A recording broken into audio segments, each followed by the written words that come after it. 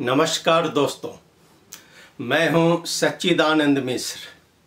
स्वागत है आपका हिमालयनी टीवी में।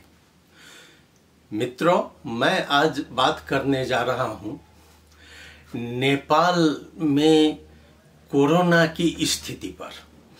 अब जैसे जैसे लॉकडाउन में कुछ ढिलाई दी गई है, लोग भी रोड पर, सड़क पर वैसे ही निकलते जा रहे हैं। एक सरकारी तथ्यांक डाटा अनुसार बताया जा रहा है कि अब कोरोना में कुछ कमी आई है। जो परीक्षण पीसीआर का हो रहा था उसमें पॉजिटिव कम निकलना शुरू हो गया है, लेकिन ऐसी बात नहीं है। कम होने का कुछ कारण है, मैं आज इस पर चर्चा करूंगा। दूसरा चर्चा आपको खोप यानी कि वैक्सीन आ गया है हमारे पड़ोसी राष्ट्र चाइना से, और इतना गोप्य आया है कि उसकी कीमत किसी को मालूम नहीं है। और खोप की वास्तव में उसका वितरण जो है, क्या वह ईमानदारी पूर्वक होगा? तो आइए पहले मैं कोरोना की वर्तमान स्थिति पर चर्चा करता हूं कि जैसे सरकारी डाटा दिखाई जा रही है कि अभी स्थिति पीसीआर में, परीक्षण में कम आ रहे हैं। उसका कारण वास्तव में ये कम नहीं है, एक्चुअली परीक्षण कम कर दिया गया है। और परीक्षण कम करने के बाद इस बीच में आपको विमान से जाने वालों की संख्या बढ़ गई है, एयरपोर्ट खुल गया है और एयरपोर्ट में बाहर जाने वालों को पीसीआर कराना पड़ता है। वह जो जाने वाले हैं वो ज़्यादातर सुरक्षित रहते हैं, ज़्यादातर पॉजिटिव है, उन लोगों को बाध्यतावश करवाना पड़ता है पीसीआर। और वह डाटा लेकर सरकार बता रही है कि कोरोना में कमी आई है। दरअसल कोरोना में कमी नहीं आई है, इस पर खतरा का बादल मंडरा ही रहा है। आपको मैं बता दूं, अभी यहाँ के डॉक्टर काफ़ी चिंतित हैं। खास करके आज मैं ले रहा हूँ आपको नया पत्रिका का कुछ बता रहा हूँ आपको। नया पत्रिका ने 3-4 डॉक्टर से अंतर्वार्ता लिया है। सभी डॉक्टर चिंतित है कि नेपाल के बाल बालिका और बच्चों पर यह खतरा ज़्यादा मंडरा रहा है। चूँकि और बच्चों के लिए हमारी सुरक्षा व्यवस्था क्या है, तो मैं बताता हूँ। इसका नया पत्रिका का है आज। चूँकि 3 डॉक्टर से इन्होंने बात किया है। डॉक्टर आरपी भिक्षा जो निर्देशक है कांति बाल अस्पताल के, और डॉक्टर गणेश राय अध्यक्ष नेपाल पीडियाट्रिक सोसाइटी, और एक हमारे प्रवक्ता हैं स्वास्थ्य मंत्रालय के डॉक्टर कृष्ण पौरेल। अब ये दोनों डॉक्टर जो बच्चा से रिलेटेड है, दोनों का बहुत ही चिंतित देख रहे हैं। ये डॉक्टर बता रहे हैं कि देश में अभी बाल चिकित्सक जो विशेषज्ञ हैं उनकी संख्या केवल 350 है, उसी के आसपास में है, उससे ज़्यादा है नहीं। और बच्चों के लिए जो बच्चों का उपचार किया जा रहा है, तो उसमें प्रयोग होने वाले मशीन NICU, PIECU और वेंटिलेटर, इनकी भी संख्या करीब 340 के आसपास में है। तो इससे ये लोग बहुत चिंतित है कि ये मशीन चलाने वाले व्यक्ति जो ट्रेंड होना चाहिए, वो उनकी बहुत कमी है। और प्रवक्ता ने हालांकि कहा है कि उन्होंने देश भर में पत्राचार किया है। कुछ 20% सभी हॉस्पिटल को कहा गया है कि बच्चों के लिए रखा जाए, लेकिन अभी जो है क्रिटिकल केयर संबंधी इसकी ट्रेनिंग की बहुत आवश्यकता है, जो कि ये सभी डॉक्टर बता रहे हैं। लेकिन इस सब के बावजूद जो है, आपको मैं बता दूं, स्वास्थ्य मंत्रालय में इसका खोप की क्या जानकारी है, यानी कि वैक्सीनेशन की जो है व्यवस्था। अब सबसे सुरक्षित तो एक ही उपाय है वैक्सीनेशन, लेकिन हमारे देश में वैक्सीनेशन की तो बिल्कुल ही कमी है। और इसी का एक रिपोर्ट है जिसके अनुसार सरकारी तथ्यांक अनुसार 6,91,494 व्यक्ति ऐसे हैं नेपाल में जिनको दोनों डोज पड़ चुका है वैक्सीनेशन का। ये लोग 2 डोज लगा चुके हैं और लगभग 24 लाख व्यक्ति, 24 लाख लोग ऐसे हैं जो कि 1 डोज लगा चुके हैं और दूसरे की प्रतीक्षा में है। तो जिसमें यानी कि भारत से आने वाली कोविशील्ड भी है जिसकी हाराहारी संख्या 14 लाख बताई जा रही है, और बाकी चाइनीज खोप का है जो खोप है इनके पास। अब हम आपको चाइनीज खोप की बात कर रहे हैं। इसी बीच में सिनोफार्म कंपनी से नेपाल सरकार की एक समझौता हुई है। उस समझौता के तहत वेरोसेल वैक्सीन, इसकी 30 लाख डोज नेपाल में आ रहा है। ये आपको 25 गते शुरू होगा और अब श्रावण 7 गते तक, 8 गते को इसका अंतिम है। नेपाल वायु सेवा की विमान से आ रहा है। एक ट्रिप में 10 लाख वैक्सीन, 10 लाख डोज नेपाल आएगा। तो ये खोप लाने में इतना देर क्यों हो गया? अब आइए हम थोड़ा इस पर चर्चा करते हैं कि हमारा मित्र राष्ट्र, पड़ोसी राष्ट्र चाइना, उसने क्यों देर कर दी। तो इसके पीछे छिपा हुआ बहुत बड़ा रहस्य है। इसने क्या किया है कि जो 30 लाख खरीदा गया है चाइना से, उसमें इनका एक शर्त था। वह शर्त यह था कि उसकी जो कीमत है, उसका जो प्राइस है, वह प्राइस बताया नहीं जाए, बाहर कहा नहीं जाए। नेपाली अधिकारी वास्तव में डर रहे थे जो यह गोप्य समझौता के तहत हम क्यों मंगावे।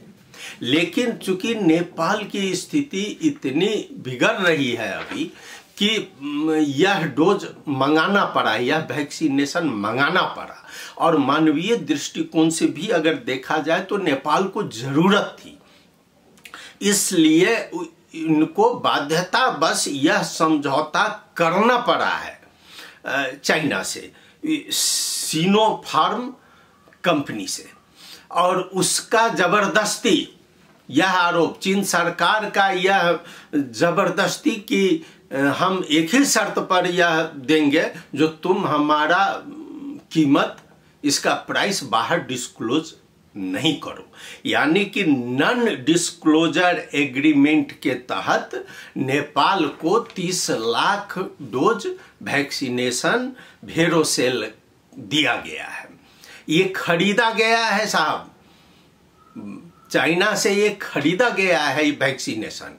लेकिन उसमें यह एग्रीमेंट चाइना लगाया, यह शर्त लगा दिया कि आप हमारी कीमत मत बताओ। आखिर इसके पीछे क्या रहस्य है? क्या चाइना इसकी कीमत क्यों नहीं बताना चाह रहा है?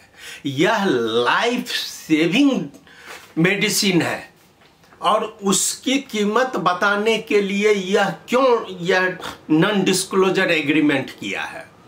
तो साफ है आपके समक्ष कि भाई कोरोना तो उत्पादन कहाँ से हुआ है, इस पर भी तो प्रश्न चिन्ह लगा हुआ है। अब इससे तो यह साफ जाहिर हो रहा है कि तुम ही दर्द देते हो और तुम ही दवा दे रहे हो। यानी कि कोरोना उत्पादन भी तुम्हारे यहाँ से हुआ है और अब तुम उसकी दवा बना लिए हो, तो दवा का तुम मार्केटिंग कर रहे हो, बिजनेस कर रहे हो।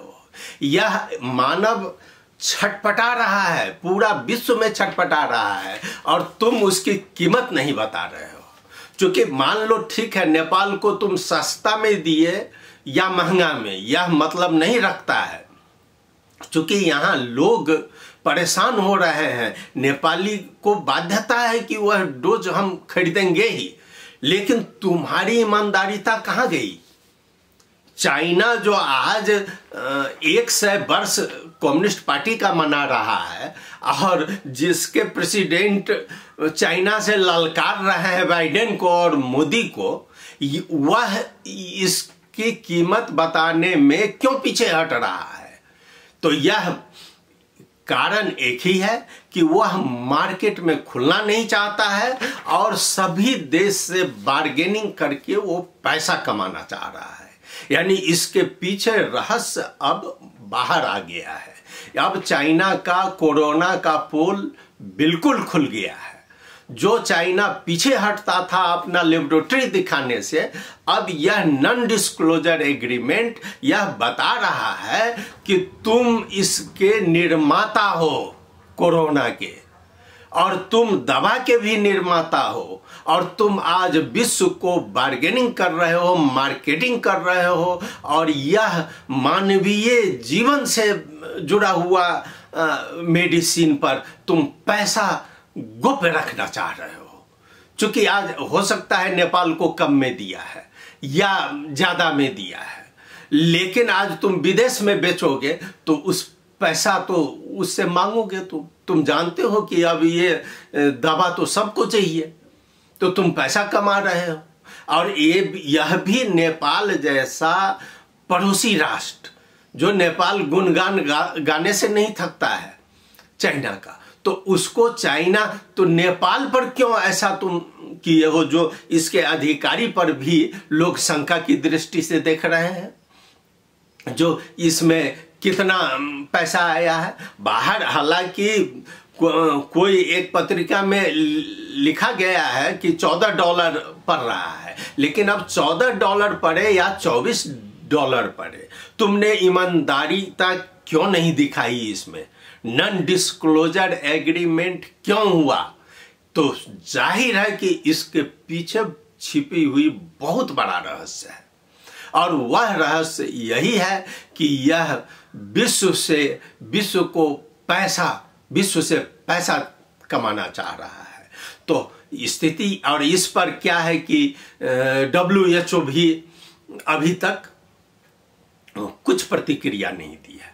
यह तो WHO को चाहिए कि कम से कम मूल्य तो बाहर करो, इसका पैसा तो प्राइस तो बाहर करो, लेकिन WHO शुरू से सॉफ्ट कॉर्नर चाइना के प्रति है और वह आज भी दिखा रही है। तो हम तो मांग कर सकते हैं WHO से कि भाई इसकी कीमत क्यों चाइना छिपा के रखी है, क्यों यह नॉन डिस्क्लोजर एग्रीमेंट एक गरीब राष्ट्र नेपाल के साथ किया है।